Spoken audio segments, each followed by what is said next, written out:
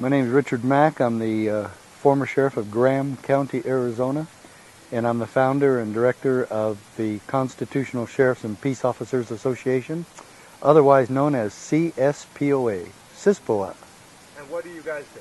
What do you stand for? We're all about having sheriffs and peace officers in this country keep their oath of office to uphold, protect, and preserve the United States Constitution, and to interpose themselves on behalf of the American people. It basically goes down to what Jefferson and Madison said, that local officials have the authority and power to interpose on behalf of the American people to prevent them from being victimized by our own federal government.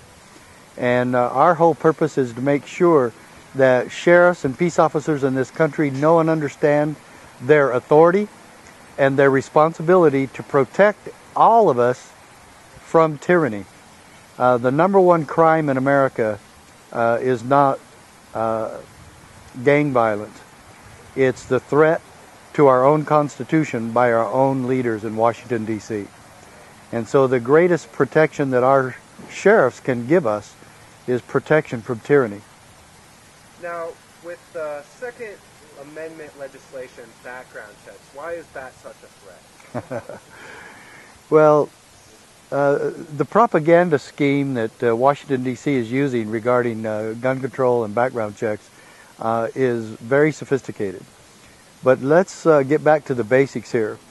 We actually have a government now that is stealing and usurping authority that they do not constitutionally have.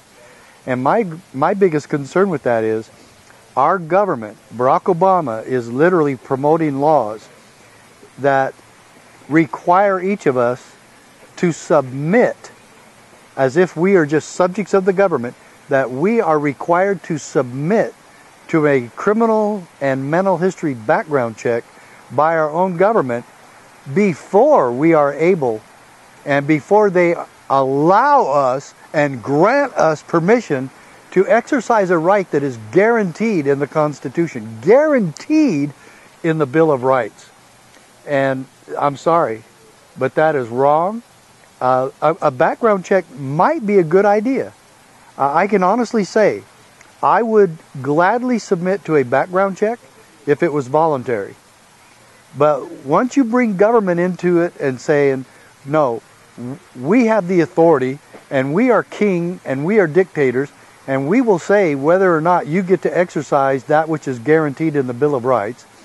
And if you don't submit to our check, then you could never have a gun again. I'm sorry. That is wrong. They don't have the authority to do that. And granting them that authority would be wrong for me to do that, because I know it's against the Constitution.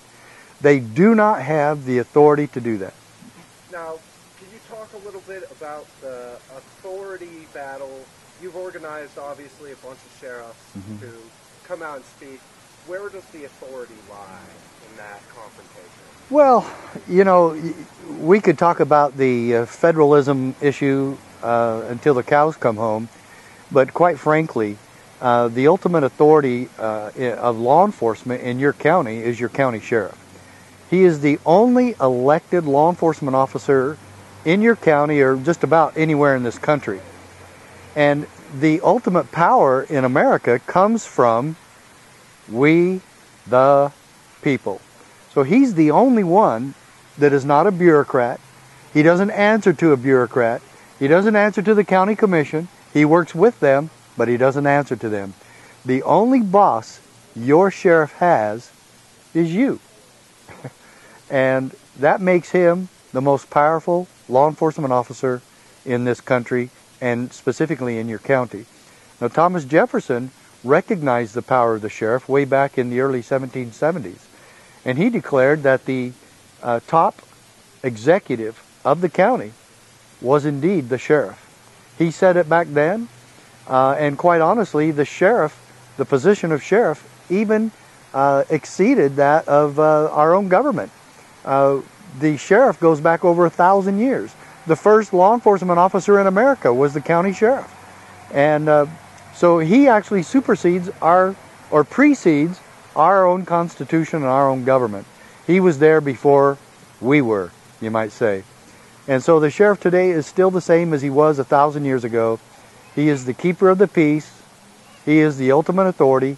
And yes, when he understands the principle of interposition and his duty to protect you from all criminals, no matter where they come from, street gangs or street criminals from Washington, when he catches on to that vision, you are the recipient of his protection. Now, a lot of people share the concerns that we've just talked about, and they're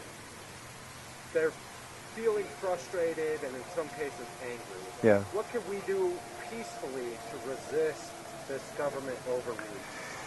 Well, the beauty of this whole thing is if the sheriff gets involved, we're going to keep this movement for freedom peaceful. Imagine now hundreds and hundreds of sheriffs all across the country telling the federal government, there's just a few things you're not going to do in my county. And confiscating property and confiscating bank accounts and confiscating guns is not going to happen as long as I'm sheriff. Luckily, I don't work for the federal government. I work for the people of this county. I promised them when I took my job that I would uphold and defend the Constitution, and that is exactly what I intend to do it. That's exactly what I intend to do.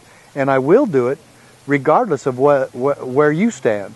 And the federal government comes in and wants to violate the Constitution in my county, that's not going to happen. And the rights of the people of this county to keep and bear arms is going to be held sacrosanct. And it's going to be respected by one and all. And so we're going to get along really well with the federal government if they're going to comply with the Bill of Rights and understand that the Bill of Rights in this county, as long as I'm sheriff, will be held inviolate. You will not violate the rights of my citizens while I'm sheriff of this county. And as long as we put the federal government on notice, I don't think they're going to push the issue. I really don't. But if they do, you know, the sheriff and the governor are the only ones with the authority to call out the posse or deputize whoever he wants or call it the militia, whatever you want. Those two have the authority to call out the militia. So what would you have to say to somebody who was feeling that frustration and anger? What positive encouragement? Well, you know, the power of one and the power of many is part of all this process. You don't need to feel frustrated anymore. You need to get involved.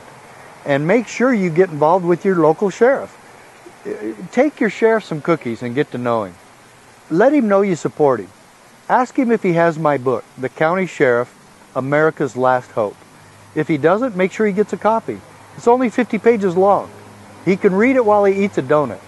Okay? It's real easy. And then you can also tell him you want to be a part of his posse. You want to be a volunteer. You want to help restore liberty in your own area and build the barriers against the encroachments of the national authority. Make sure that he knows and understands the dangers of taking federal grants and inviting FEMA in to take over his county. Never turn your county over to FEMA. If you want to work with them, fine, work with them. But don't turn power over to federal agencies who don't live there and don't live in your community. They're too used to hit and run, and they will. They'll just mess everything up and then go back to Washington, D.C. or wherever they're from. And this is a united effort. It's the citizen with a constitutional sheriff standing for God-given American liberty. And we do this together. This is our country. So get involved with your sheriff, join the posse, be a volunteer, and make sure that he knows and understands his duty to the Constitution and thus to fundamental American ideals. Okay, and then just to finish up, Sheriff Mack, you're a leader on this issue. You're organizing, you're fighting for us. What can we do to help you? Well, we need every American to get involved in this process, and the holy cause of liberty is something that we all have to be a part of. And so go to our website, go to CSPOA.org. Stands for Constitutional Sheriffs Peace Officers Association. CSPOA.org. Make a donation, get involved with us. You can volunteer with us. You can make sure that you understand and know the principles of interposition that your sheriff should know and understand. And basically, let's all focus on the Bill of Rights and the basic fundamentals that our founding fathers left to us. If we're not eternally vigilant, then we're going to lose. And Thomas Jefferson said the price of freedom is eternal vigilance. So let's stay vigilant. Let's stay involved with the American process, and we can take America back one county at a time. Sheriff by sheriff and county by county, we take America back.